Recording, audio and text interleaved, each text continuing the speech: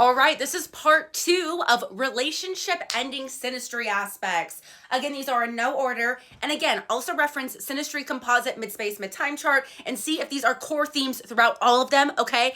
Then there is no way your relationship is getting out of this alive. And if it is, I feel so bad for your pain and suffering, truly. Number 1 is so underrated for how important it is, and it is just having a good Mercury between two people, okay? So let's say the aspect is specifically moon square or opposite Mercury, but honestly, just having a poorly aspected Mercury, especially to any of, the sun, moon, and rising of either person or midheaven, honestly, is a problem.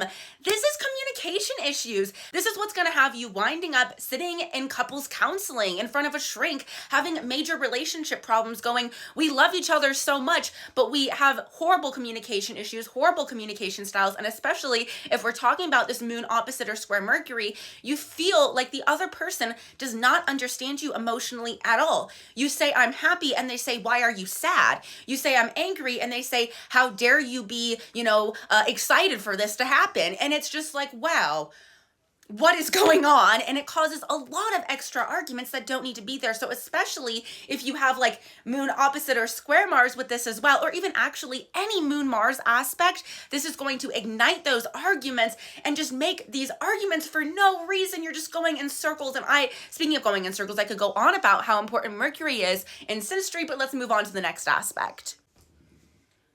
Oh, sorry, I was just beating an unalive horse. Number 2 is fixed sun, square fixed sun.